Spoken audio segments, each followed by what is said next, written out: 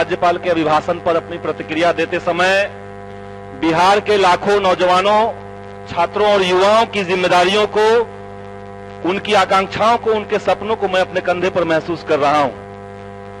और हमें लगता है कि जिस सरकार को लेकर के ये प्रचार फैलाया जा रहा है कि ये डबल इंजन की सरकार है, ये सरकार बिहार के नौजवानों के लिए, यहाँ के छात्रों युवाओं के लिए डबल बुलडोजर की सरकार साबित हो रही है, जो उनके शिक्षा और रोजगार को लगातार कुचल रही है। अभिभाषण के अंदर सरकार ने अपनी उपलब्धियों पर जो बात कही, इस पे मैं बाद में आऊंगा। पहले जिन उपलब्धियों को सरकार ने छोड़ दिया, मैं चाहता हूं कि उसकी तरफ इस सदन का ध्यान आकृष्ट कराऊं।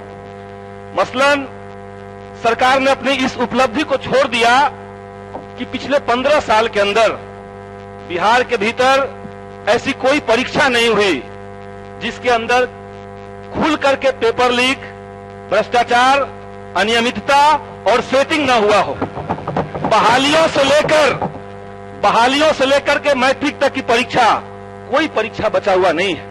तो क्या हम ये समझ ले कि चोर दरवाजे से कुर्सी पर बैठी हुई सरकार इस बिहार के अंदर, शिक्षा के अंदर, परीक्षा के अंदर चोरी नहीं रोक सकती है? क्या हम इस बात को मान ले? सरकार ने अपनी इस उपलब्धि को छिपा के रखा हुआ है।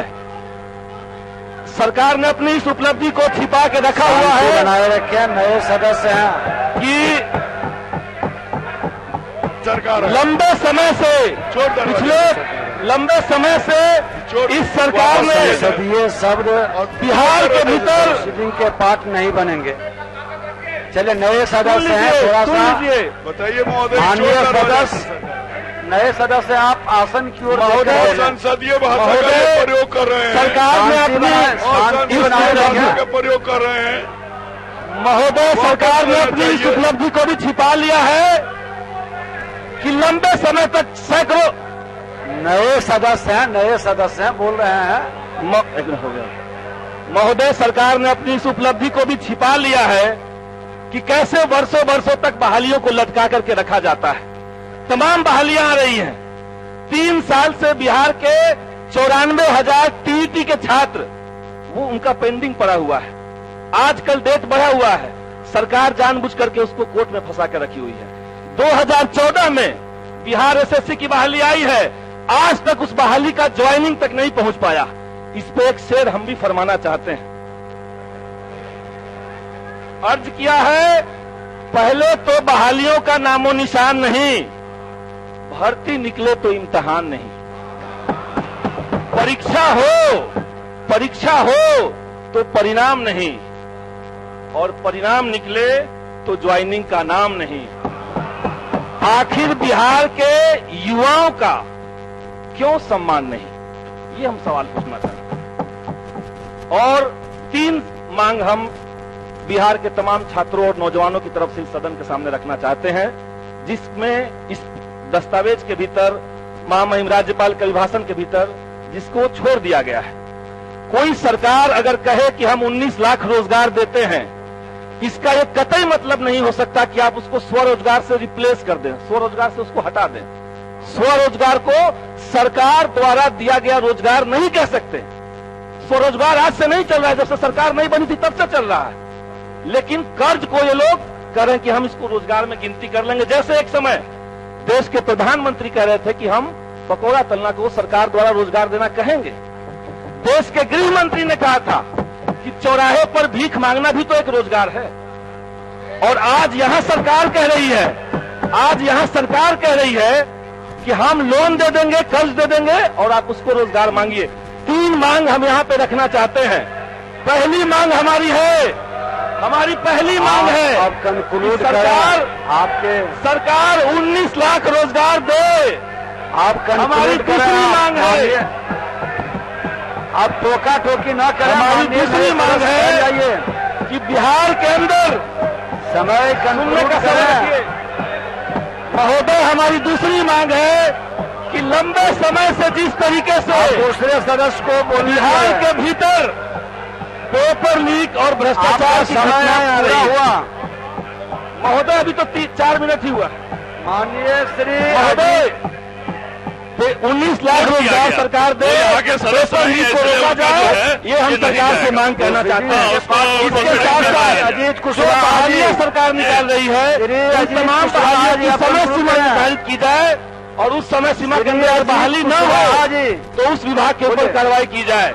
महोदय आप समय बैठ जाइए, अब दूसरे सदस्य को बोलने दीजिए। आपका समय जो 6 मिनट दिया गया था 6 वो मिनट पूर्ण नहीं हुआ।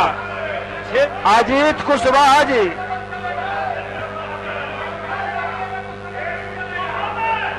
आगे बैठिए बैठिए। अब तो बैठ जाइए आप। अब बैठ जाइए आप। हो गया विषय। अब नए सदस्य हैं, वो हो गया, बैठिए। नए सदस्य हैं, उनको माननीय सदस्य 1 मिनट सुन लें। आप बैठिए सभी लोग। नहीं, अब आप ही के दल के दूसरे सदस्य का श्री अजीत कुशवाहा जी बोलेंगे। जितना समय आपके नेता लिख के दिए वो हो गया। अब आपके तो दूसरे लोग नहीं बोल पाएंगे, तो आपके फिर दूसरे सदस्य का समय नहीं बचेगा। आया ठीक है, तो आप ही बोल दें। चर्चा की है और नए सदस्य हैं, सुने अगर जो कहना आज बिहार की कमी जनता हमको के सीखने का अवसर गले नहीं पर मिलेगा। नमक छिड़कने जैसा है। वो जनता जो 2-2 हजार किलोमीटर पैदल चल करके आई थी और सरकार ने कहा कि सीमा के अंदर नहीं आने देंगे। लाखों करोड़ों की संख्या में लोग बेरोजगार हुए, उस पर कोई बात नहीं हो रही है। लॉकडाउन को कैसे गरीब जनता के आपदा को कॉर्पोरेट के अवसर में तब्दील कर दिया गया, इस पूरे चीज को दस्तावेज से गायब कर दिया गया है। महोदय, सरकार कह रही है कि अपराध पर कड़ाई से अंकुश लगाने का काम ये सरकार कर रही है। इस पे मुझे कुछ नहीं कहना है। बिहार के भीतर जितने समाचार पत्र हैं, हर दिन वो समाचार पत्र इसकी सच्चाई कह रहे हैं। अगर किसी दिन अखबार के फ्रंट पर कोई अपराध की घटना नहीं होती है तो हम लोग को डर लगने लगता है कि कहीं बिहार का सुशासन ढीला तो नहीं पड़ रहा है। ये स्थिति बिहार के अंदर बनी हुई है। भ्रष्टाचार पर 0 टॉलरेंस कहा जा रहा है, दस्तावेज के अंदर है। हम पूछना चाहते हैं, आप किसी भी क्षेत्र में जाएं, सारे सदस्यगण इससे वाकिफ होंगे। हर इलाके के अंदर अगर थाना की बात करें तो जिसका सर फूट गया थाना प्रभारी उससे भी 5,000 लेते हैं और जिसने सर फोड़ा उससे 10,000 ले लिया जाता है। ब्लॉक से लेकर के अनुमंडल तक हर जगह करप्शन फंसा हुआ है। इंदिरा आवास के लिए खुला रेट चल रहा है बिहार के अंदर। 25,000 रुपए आपको देना पड़ेगा। शौचालय बनवाने के लिए आपको 3,000 रुपए देना पड़ेगा।